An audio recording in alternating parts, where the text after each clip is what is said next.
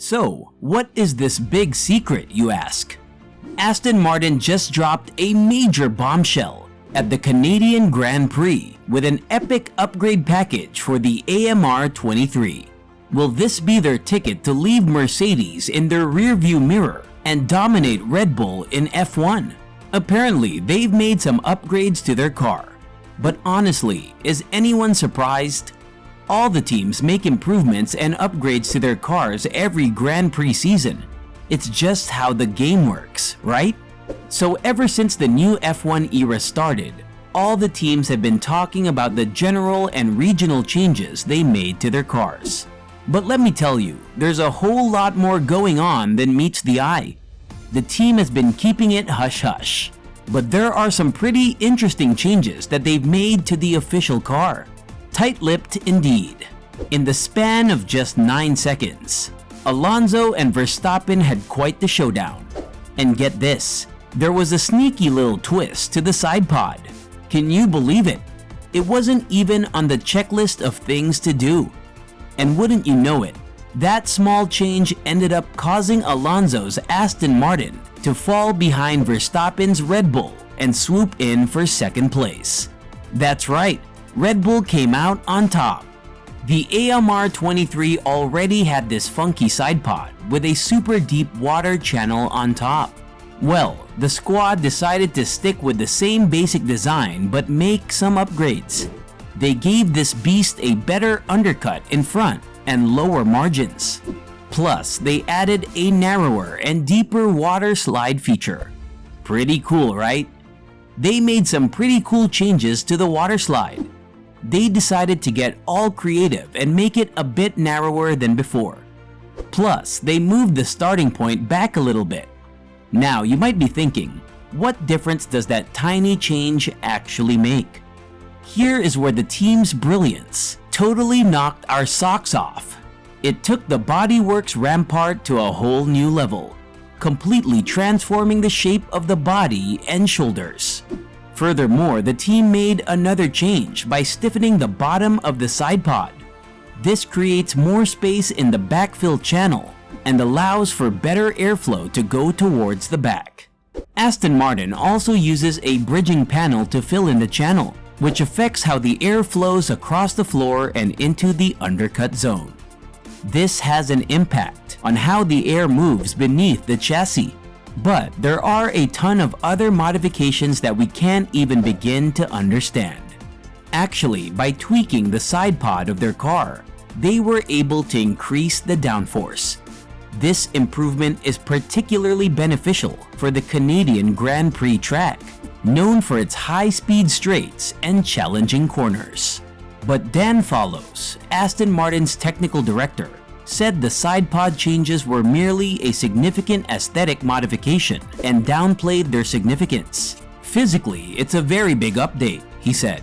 He added, but there are things less visible we've done to the car before now, which are also quite significant. We're trying to put consistent development on the car rather than wait for a few races and then have a big update. This is not necessarily the biggest, and this we've put on the car in terms of performance. The side pods are flow tuning features conditioning the airflow to the rear of the car, but it also helps the floor to work as well. The increased downforce helps the car maintain better traction and stability, especially during fast corners, which ultimately leads to improved lap times. However, there is a downside to these modifications. The increased downforce might make it more challenging for Aston Martin to find the ideal performance window. Finding the ideal performance window becomes crucial because if the car is not set up perfectly, it can result in poor handling, decreased speed, or excessive tire wear. Therefore, Aston Martin will need to work closely with their drivers and analyze data from practice sessions to fine-tune their car setup and make the necessary adjustments for the upcoming races. The team will be working on bringing out the performance, especially after the loss to Mercedes. Aston Martin stuck with their usual design for the air intake above the cockpit. The engine rules didn't really change, so they just kept the 3 air channels that led to the power unit. They also made some space for the Mercedes power unit by adding bulges on the side of the bodywork. The philosophy we've adopted across the grid helps this concept of floor to work as well. So, what do you all think? Do you think Aston Martin has a shot at beating Red Bull on the circuit? It's gonna be really interesting to see if they can pull it off, especially since Red Bull has been dominating this season with 8 wins.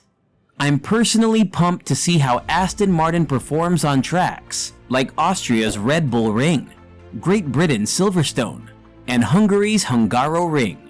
These are gonna be some epic races. So Aston Martin had a rough weekend in Spain, but their main focus in Canada was to get back in second place and close the gap with Red Bull. They made some changes to the front wing, rear wing, bottom of the car, and bodywork, and it definitely made a difference. The mechanics were feeling good about it, and the wind tunnel results backed up their confidence. They were making some good progress with the machine, but then they ran into some bad luck. Or you could call it bad weather. Because of the crappy conditions, the AMR couldn't even get out there and do its best. Bummer, huh? Dude, that race was intense. Fernando Alonso said he did a whopping 70 laps during qualifying. And after the race, he was pretty satisfied with his performance. According to him, the bad start wasn't his fault. It was a clutch release issue. Interestingly enough, both Hamilton and Alonso had the same reaction time. Even though Alonso had a rough start, he managed to catch up to Hamilton after a few laps. The AMR 23 car was on fire in the first half of the race, but they ran into some trouble with the fuel supply system. This caused them to have a longer pit stop and forced them to conserve fuel for the rest of the race. But hey, they still finished without any major incidents. It was a precautionary thing, but you chose between not finishing or arriving with a bit more fuel, so we wanted to be safe. And despite a lot of lifting coast, the pace was still excellent, concluded the team principal. The Aston Martin race did not even employ the optimal two-step strategy, i.e., 2 stints on the medium and 1 on the hard, as Red Bull and Mercedes did. The medium tire was, without a doubt, the greatest race tire. On the other hand, Aston Martin had taken the safer option to maintain 2 sets of hard tires for Sunday's race.